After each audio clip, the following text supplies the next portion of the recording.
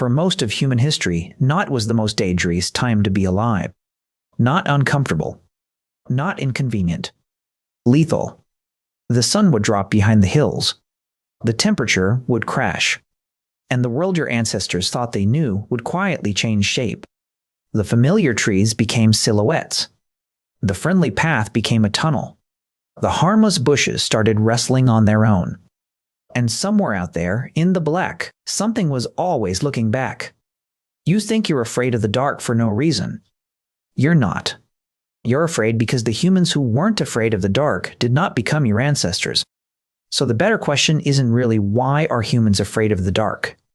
The better question is this: what exactly were our ancestors afraid would find them when the sun went down, and why is that fear still sitting inside you, right now, in a house with locked doors and electric lights? To answer that, we have to leave the bedroom and walk back about 200,000 years. Imagine you're an early human on the African savanna. You have no fire yet, or only a small, fragile fire. You have no walls. You have no roof.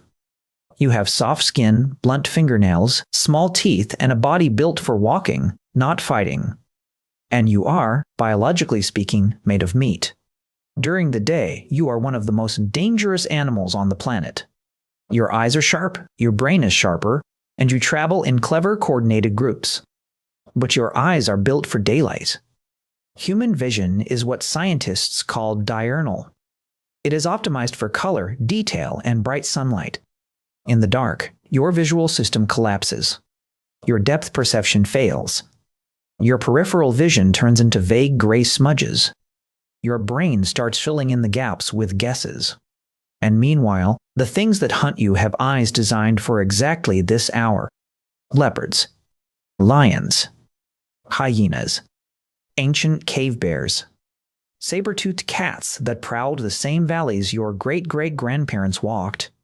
Every single one of these predators saw better in low light than we did. Every single one of them was quieter than we were. And every single one of them learned over generations that humans get clumsy and confused after sunset. So night for our ancestors wasn't just dark. Night was the hours when the food chain quietly flipped upside down. The clever ape on top suddenly became the soft, slow, half-blind snack at the bottom. And evolution does not forget that kind of arrangement. Here's the important part. Fear of the dark is not really fear of darkness. It's fear of what the darkness hides. Psychologists call this a predator detection bias, and it is baked deep into the human nervous system. Your brain is wired to assume that any unexplained sound, shadow, or movement at night is a threat until proven otherwise. Because for hundreds of thousands of years, the humans who assumed probably nothing were eaten by the things that were definitely something. The humans who jumped at every twig snap survived to have nervous, twitchy children. You are descended from the twitchy ones. Congratulations. Think about that for a second. Every time your heart rate spikes when the hallway light is off, that is not a glitch. That is a survival circuit switched on by an ancient body that does not know it lives in a house in 2020-26. It thinks you might still be on the savanna. It thinks the leopard might still be coming. Now picture an ancient camp at night. You're sitting close to a small fire with maybe 20 other people, most of them family. The fire is everything. The fire is light, warmth, cooked food, and a glowing wall against the dark. You can see about 10 feet beyond the flames. Past that, the world is a black curtain. You can hear things moving in that curtain. You don't know if it's the wind. You don't know if it's a hyena. You don't know if it's nothing at all. And so your group does what humans have always done. You sit closer together. You talk softer. You take turns staying awake. Anthropologists studying modern hunter-gatherer groups, like the Hadza in Tanzania, have actually documented this pattern. Within any group, at almost any hour of the night, someone is awake. The elders sleep lightly and often shift the watch without realizing it. This is sometimes called the sentinel hypothesis, and it suggests our scattered, broken sleep is not a bug. It's a feature designed to make sure that when the dark thing finally arrived, it was always met by at least one open pair of eyes. So when you wake up at 3 a.m. for no reason, that is not insomnia. That is your shift.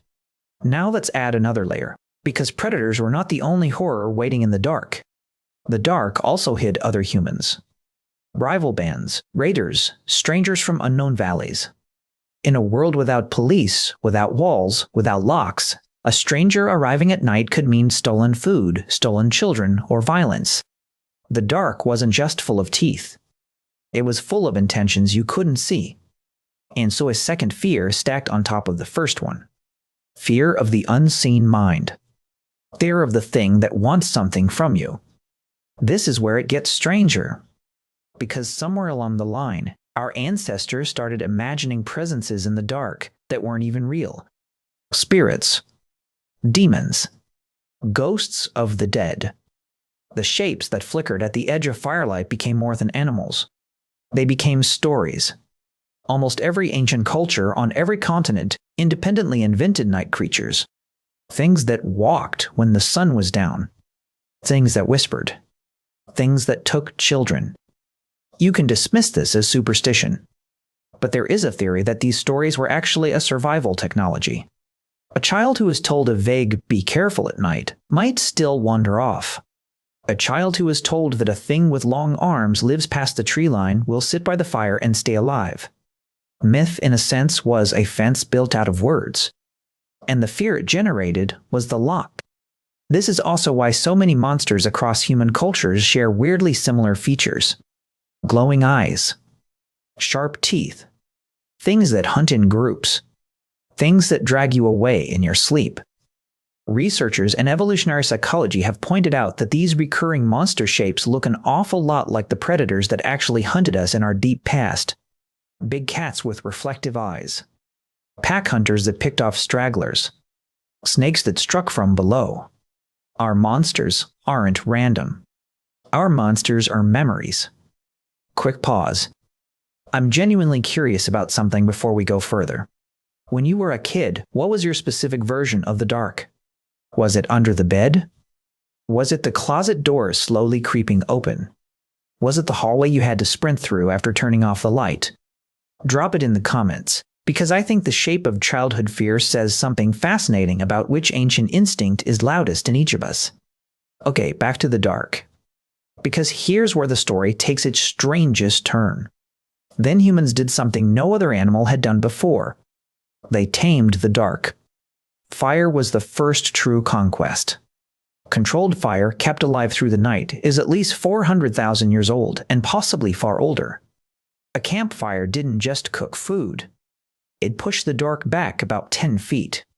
And that 10 feet changed everything.